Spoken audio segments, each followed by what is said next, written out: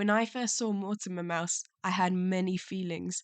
None of them were good. In this video, I won't go through all of his appearances, just a few that stood out to me. One thing I wanted to say, please do not send any hate to Mortimer. As much as he freaks me out, no one should send any hate towards him. Now, let me tell you all the things I dislike about him. Okay, the first appearance of Mortimer is in the short Mickey's Rival. It came out in 1936. It starts with Mickey and Minnie having a cracked feast. This isn't just a snack they're having, they got everything. Cake, tea, sandwiches. They went all out on this picnic. And it looks like the type of thing you get on Pinterest when you type in aesthetic picnic. The vibes are there, and even the car looks like he's having a good time. But next thing you know, some speed demon comes racing through, completely wrecks everything. Even the chicken flies away. And hold up, man slams the brakes. And you may think at this moment, it's the 1930s, so maybe this guy, might act like a gentleman and apologize after realizing, oh, I just completely messed up this couple's picnic. Well, if it ain't my old sweetie, Minnie Mouse! After saying this, he reverses and then hits Mickey's car. And I felt really bad for the car in this shot. He just seemed like such a nice guy. But I was hoping at this moment Minnie would just throw hands, because that is absolutely what I would have done. But instead, she for some reason seems happy to see him. And then for the rest of it, Mickey just has to deal with Mortimer's shenanigans. He completely invades their picnic and then just shows off the entire time in front of Minnie. Then he decides to annoy this bull, and he does the whole thing with the red cloth and trying to look macho and stuff. And then the bull ends up escaping, and Mortimer realizes this, and then he just leaves. And then now Minnie's being chased, and Mickey has to save her. And then at the end of it, Mickey has a I told you so moment, and then they just shake on it, and it's all good.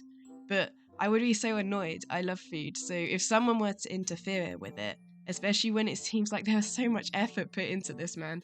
It's like a homemade thing, and they prepared it and everything, and they had the picnic basket, and I would throw hands. I'm gonna be honest, I don't know what Minnie sees in this guy. But Mortimer, I was gonna talk about his design, because it looks like more of a rat than a mouse, and I assume that was a specific choice. I'm not saying that just to be mean, but comparing him to Mickey, his nose is more pointed and harsher looking, and his ears are more oval shaped rather than round like Mickey's. And Mickey is a lot more rounded, whereas Mortimer is quite tall and just feels a bit off. And I think his design reflects his smug personality. But despite what Minnie thinks, he doesn't actually seem charming at all. You kind of just feel a sense that something bad is just gonna happen just looking at him. But I think the real hero of this episode was the car. The next appearance I'm going to talk about is from the Mickey Mouse Clubhouse show.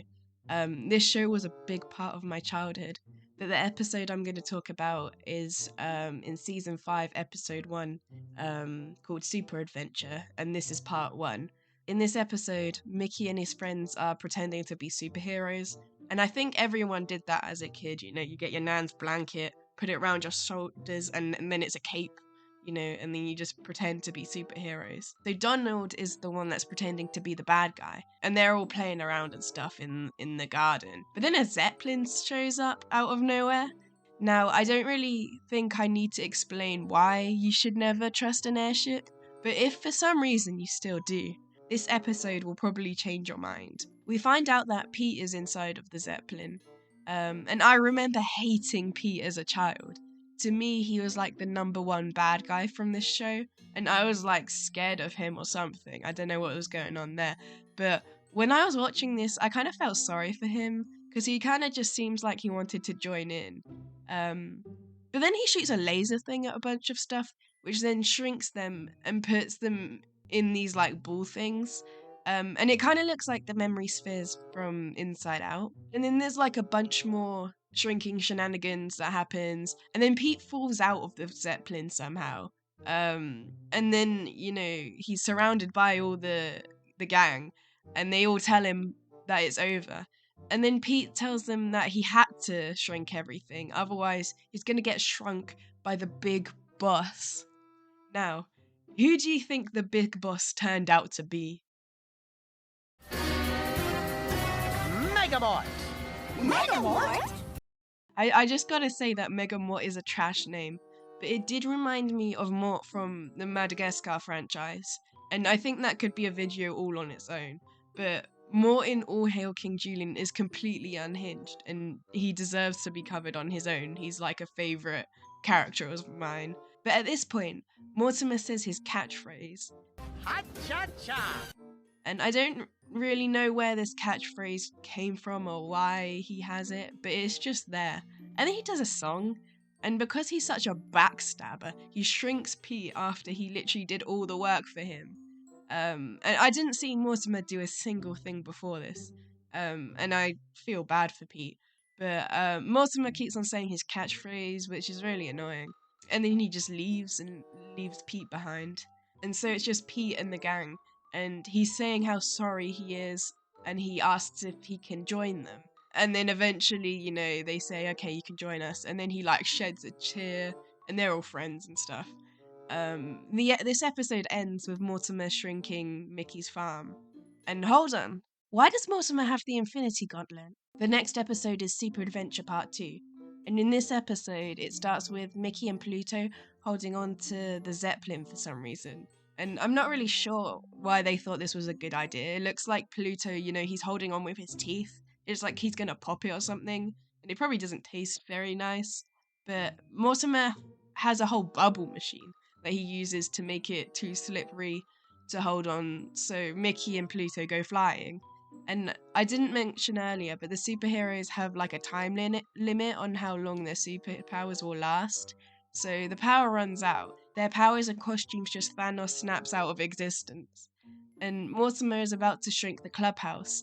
And Mickey and Pluto not stand, but they're flying in front of the clubhouse. They tell Mortimer that they're not going to let him take it.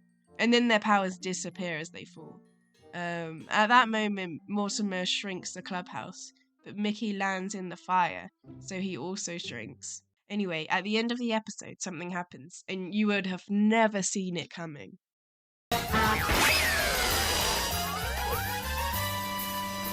Let this be a lesson on why you should never trust a Zeppelin.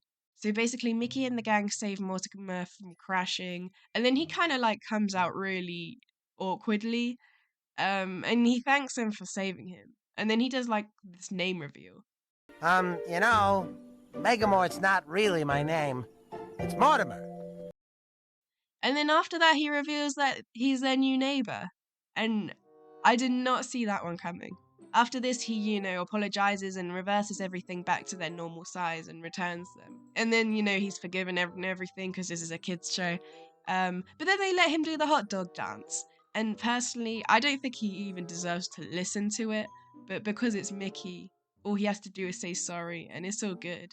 And this is all Mickey has to say about it. It sure was fun meeting Mortimer. Now, it's probably irrational, but I do not trust this guy. Where did he even get the Zeppelin from? He branded it and everything. And my guess is that he's an only child of rich parents. As a summary, Mortimer still freaks me out. It started in his first appearance in Mickey's Rival, and I knew from that moment on I did not like this guy. And then, obviously in Mickey Mouse Clubhouse he shrinks everything, and then reveals that he's just their neighbor. I know this is irrational, but once you see this guy in your nightmares, don't come rambling back to me. Anyway, let me know in the comments if there's a character that irrationally freaks you out. Ha-cha-cha!